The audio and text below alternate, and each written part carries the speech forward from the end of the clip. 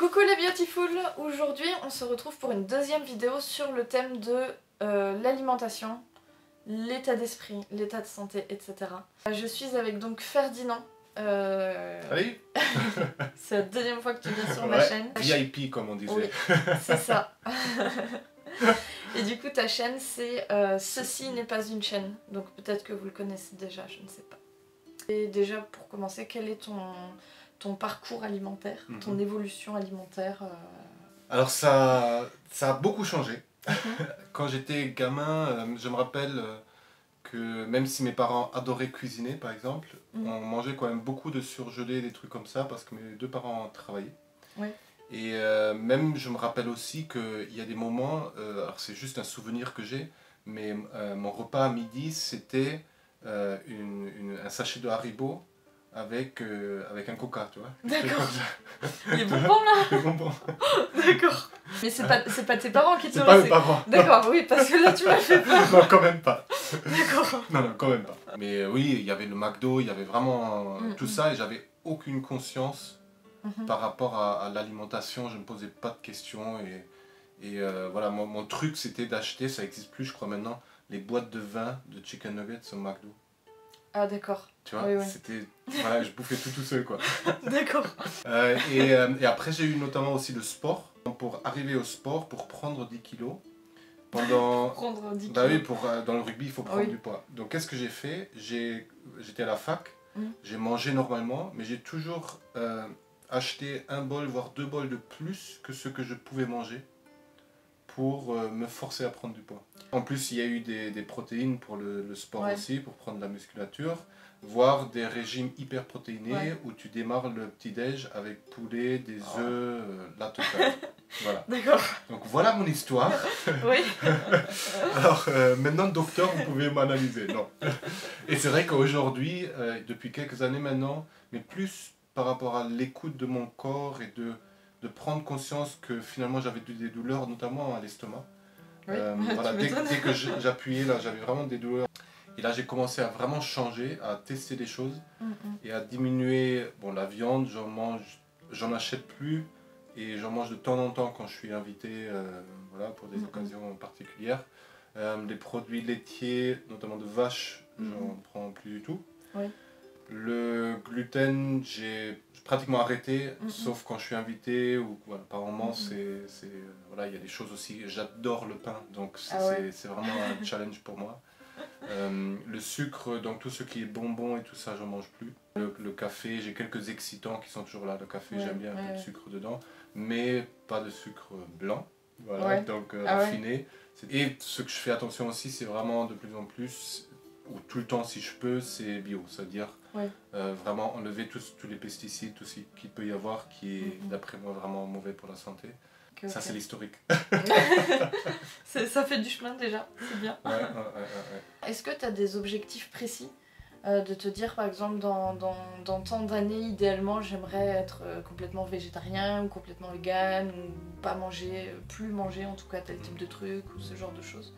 Non. Tu fais vraiment au Non, feeling, c'est vraiment, c'est que moi je suis pas devenu végétarien ou vegan ou parce que je le suis pas à 100%, mais je dirais en grande partie parce que je l'ai choisi en fait, avec ma tête. C'est vraiment, depuis que je fais attention à ce qui me fait du bien, et je l'ai pas fait parce que j'étais longtemps dans un combat avec moi-même. Voilà, c'est pas pour rien que j'étais dans le rugby, il y avait vraiment cette notion aussi qu'on trouve chez les mecs un petit peu, d'être fort, de se battre, tout ça, de manger un gros steak, ça fait viril quoi, toi. Et à un moment donné je me suis dit, est-ce que être un homme ça peut pas être autre chose? Et j'ai vraiment essayé de prendre soin de moi, et du coup j'ai automatiquement laissé de côté certaines choses. Oui, d'accord. Quand j'ai fait les courses, d'un coup j'achetais plus de viande, mais sans me dire je vais devenir végétarien. Du coup, c'est une espèce d'évolution un peu normale qui s'est faite. Et mon objectif, si je devais en avoir, c'est de continuer de faire ça. C'est-à-dire de juste suivre ce que je sens, d'expérimenter un petit peu aussi, parce que c'est pas facile, comme il y a beaucoup de produits qui sont mélangés, par exemple le pain, c'est difficile à savoir, est-ce que c'est le gluten, est-ce que c'est la levure, est-ce que c'est quelque chose qui a été rajouté dans le pain où tu sais même pas, tu vois. Donc de temps en temps il faut expérimenter un petit peu avant de savoir qu'est-ce qui mon corps me fait du bien. Est-ce que toi, tu vis ça comme étant une contrainte, parfois? Tu trouves vraiment que c'est du plaisir? Avant de répondre à cette question, il y a un truc qui me vient, c'est que je crois le risque, si on est trop dans la contrainte, c'est qu'on remplace ce qui nous manque avec autre chose. Oui. Qui n'est pas forcément meilleur, tu vois. Après, ça c'est juste ma vision, mais par exemple, si on devient végétarien ou vegan et qu'on remplace certaines choses par des produits qui viennent de l'autre bout du monde, perso, je trouve pas ça forcément meilleur. Parce que pour notre planète, c'est pas forcément meilleur de manger que des ananas et que des avocats. Moi j'en mange aussi, hein, c'est pas ça. Mais il y a cette mode de dire maintenant on va manger tout avec des avocats. Et notamment bio, mais quand on voit comment ils sont produits en Espagne, parce qu'ils ne poussent pas chez nous, c'est quand même presque une catastrophe écologique un petit peu. Et du coup, non, moi je le vis pas forcément comme une contrainte. Je crois qu'il y a certaines choses que j'aime et j'aimerais toujours, comme un bon pain, j'adore ça. Et que pain beurre, c'est quelque chose. Moi je dis toujours, je pourrais vivre de pain beurre, tu vois. Ah ouais. mais voilà, donc de temps en temps je me l'autorise et en même temps je le sens. Alors je crois que ça c'est un petit peu le risque, c'est quand tu habitues ton corps à vivre plus sainement, quand tu fais des écarts après, tu les sens passer. Je crois toujours le parallèle, tu vois, c'est comme si tu as une voiture, une Formule 1. Tu vois, dans une 4L, tu peux à peu près mettre tout comme essence, tu vois, ça va rouler quoi. Voilà. Mais tu mets une essence un peu pourrie dans la Formule 1 parce que qui est assez sensible, elle va exploser quoi. Tu vois, là où c'est par moments un peu difficile, forcément, c'est quand tu es avec des amis. Moi j'ai une famille qui aime beaucoup la viande. J'ai été éduqué en Allemagne, on mange de la viande pour le petit-déj, des saucissons, tout ça. Dans ma famille, on mange par moment de la viande à tous les repas. Que même s'ils ne me forcent pas à en manger, et voilà, il y a quand même ce côté aussi, ils achètent quelque chose de bien, ils veulent le partager, et moi je dois le refuser. Et c'est pas toujours agréable, et aujourd'hui ça va à peu près, mais je comprends que par moments ça peut être difficile, notamment avec des amis. Voilà, moi je viens du milieu rugby. Dire à 10 joueurs de rugby qui sont en train de faire des grillades de partout que tu manges plus forcément de viande ou moins, c'est parfois pas facile, mais je crois que quand on le pose et quand on ne l'impose pas aux autres, que si c'est des amis, ils sont ouverts à entendre pourquoi tu le fais et qu'est-ce que tu fais. Toi c'est encore un petit peu plus poussé parce que le sucre c'est quand même quelque chose qui est présent partout, ou souvent c'est lié aussi au plaisir. C'est quoi, genre quelqu'un a fait un dessert, est super content parce qu'il a passé l'après-midi à faire un super gâteau et toi tu dois dire désolé, je mange pas. Je mange pas de sucre, ouais. Moi j'avoue c'est un peu particulier parce que j'ai pas une vie sociale qui est extrêmement développée avec les gens normaux, on va dire. D'accord. Donc t'es que avec des gens un petit peu barges comme voilà, tous ceux qu'on aime bien. C'est ça, c'est ce genre-là. Donc du coup, dire non je mange pas de sucre à quelqu'un qui mange pas de fromage, pas de viande, pas d'œuf, pas de lait, voilà. Ça passe quoi. Il n'y a pas de problème. C'est l'un de sacrés repas n'empêche. Mais tu sais, c'est rigolo, ça me fait penser à une situation, quand j'étais à l'université, je suis sorti avec une fille et ça m'avait vraiment choqué parce que j'étais encore dans la vision d'avant de rugbyman, un petit peu en bouffe tout. Et je l'avais invitée un week-end et elle est venue en amenant ses tupperwares avec sa bouffe. Et moi ça m'a vraiment choqué parce que j'étais là, je dis on passe un week-end, on va cuisiner ensemble, on va faire quelque chose. On va partager la nourriture qu'on prépare. Voilà. Et maintenant je comprends et maintenant aussi je le respecterai beaucoup plus qu'avant. Alors je l'ai respecté avant mais ça m'a vraiment heurté en fait parce que je comprenais pas. Et je crois que de mettre des mots dessus sur pourquoi on le fait, qu'est-ce qui se passe et de ne pas avoir peur de le dire, ça permet aux autres de comprendre parce que sinon on se sent vraiment un petit peu genre mais elle veut pas être là, elle veut pas partager ça avec moi, elle veut se mettre à part, elle ose pas me dire qu'il y a quelque chose qui va pas, on peut s'imaginer plein de trucs en fait. Alors que la communication c'est important. Exactement. Du coup est-ce que tu aurais un conseil pour les gens qui voudraient changer d'alimentation? Moi je crois qu'il y a 2 points qui me semblent, moi en tout cas qui m'ont beaucoup aidé. C'est une fois de ne pas se forcer parce qu'il faut faire quelque chose. Voilà, parce que ça marche rarement. C'est plus vraiment être à l'écoute de qu'est-ce qui vous fait du bien. Et la deuxième chose. Et par rapport au fait, toi, tu disais tout à l'heure de tout arrêter d'un coup ou pas, tu vois, moi je crois que par moment ça peut aider. Par moment ça peut être plus facile d'arrêter d'un coup, comme toi tu l'as fait avec le sucre, que d'y aller doucement. Quelque chose qui est très psychologique, mais comme je suis psychologue, je vais me permettre d'en parler. Oui, vas-y. C'est qu'avec tous le sucre, le café, mais tous les aliments, on a vraiment l'habitude. Il y a une vraie forme d'addiction. Toi, tu le dis souvent, le sucre, c'est plus addictif que la cocaïne. Et quand on arrête quelque chose, ben, il y a un phénomène de détox qui s'installe, que tu connais très bien aussi. Et que il y a différents cycles par rapport à ça. C'est que une fois qu'on est en détox, voilà, pour moi, le jour où on est vraiment libre, c'est où on peut de temps en temps reprendre sans retomber dans l'addiction.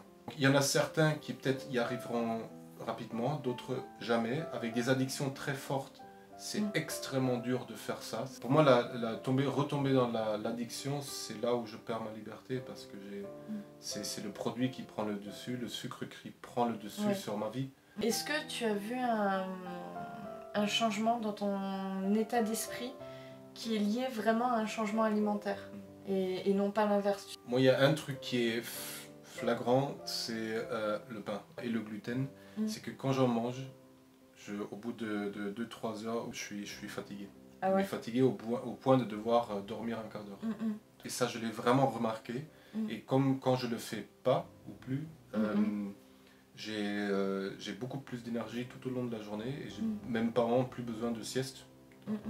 L'arrêt de la viande rouge notamment fait que j'ai beaucoup moins de douleur au ventre. Oui, tu as plus mal à l'estomac quand t'appuies dessus. Voilà, il y a certainement encore quelques émotions qui sont peut-être un peu comme ça, mais bon, voilà. Moi je sens aussi, mais ça c'est, voilà, ça vous parlera ou pas, si je suis très dans ma tête, tu vois, le mental qui tourne beaucoup, tu vois. On le voit beaucoup en Ayurveda, si jamais ça vous intéresse, et que je mange des aliments qui sont dans la terre, comme les patates, quelque chose de, tu vois, vraiment, ou des racines, étonnamment, ça m'aide à plus trop être dans la tête et à faire baisser le niveau d'énergie dans quelque chose plus ancré, tu vois. Par contre, et ça c'est vrai aussi, le café c'est pas pour rien, c'est quelque chose qui va t'exciter et qui va activer ton cerveau, mais qui va aussi te déraciner un petit peu, ça va t'ouvrir. Tu vois, le cerveau il va tourner à 10 000, et par moment, quand j'ai besoin de vraiment travailler avec ma tête, je bois exprès du coup un café avant, parce que je sais que ça va m'aider. Donc j'utilise finalement les aliments et les plantes en fonction des besoins que je peux avoir. Voilà, c'est vraiment de la micro-médecine en fait avec l'alimentation quoi presque. Voilà. Mais on peut s'amuser à jouer avec parce que ça peut après vraiment nous servir dans notre vie quotidienne, parce que du coup vous pouvez très bien savoir en fonction de ce que vous devez faire dans votre journée, qu'est-ce que je mange. Ouais, tout le monde trouve ça bizarre quand je le dis, mais des fois le matin je me réveille et j'ai une obsession. T'as envie de quoi encore? C'est de manger des courgettes, ou de manger des petits pois ou de...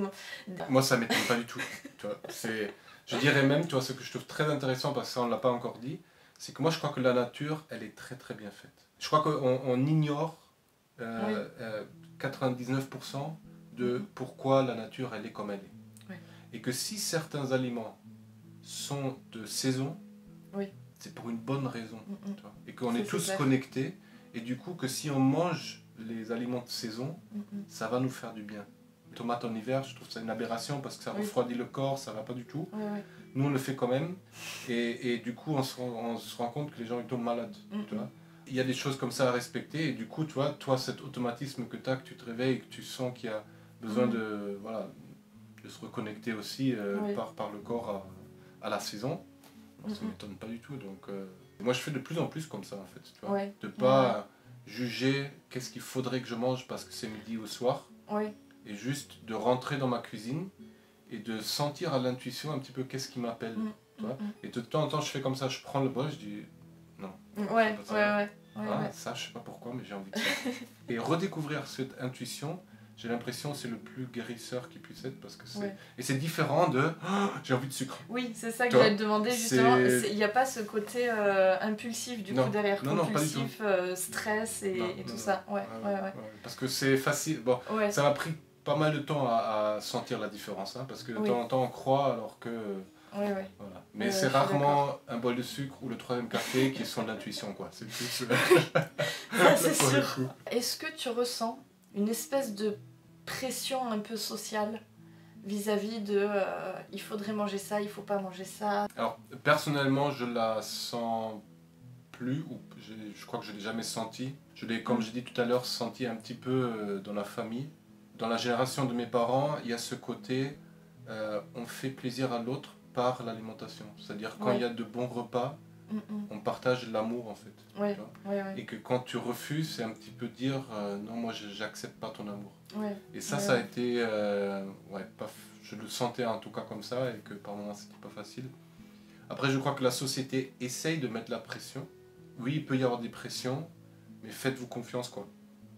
Écoutez-vous, essayez quand vous êtes à la maison. Je sais que dans des familles, c'est un petit peu plus difficile avec les enfants, avec voilà, le mari ou la femme qui n'ont peut-être pas les mêmes aspirations par rapport à ça. Ou même quand on est enfant dans une famille. Et que, exactement, que les parents ne comprennent pas. Mais j'ai envie de dire, faites-vous confiance, essayez-le. Et surtout, encore une fois, expliquez aussi. Voilà. Je crois que les personnes sont, si on explique, il y a de meilleures chances que les personnes comprennent. Ben, écoute, merci pour tes réponses. C'était très intéressant. Si ce genre de type de vidéo vous plaît, avec les expériences des autres, du coup d'autres points de vue que les miens sur le changement alimentaire et tout ça, n'hésitez pas à me le dire, comme ça on pourra en refaire d'autres. En tout cas, merci beaucoup Ferdinand. J'ai mis le lien de ta chaîne dans la description de la vidéo, donc n'hésitez pas à aller faire un tour, il parle de plein de choses très très intéressantes sur sa chaîne. Et voilà, moi je vous dis à très bientôt dans la prochaine vidéo, et puis je vous fais plein de gros bisous, et puis bien entendu, prenez soin de vous. Bye bye. Bye bye.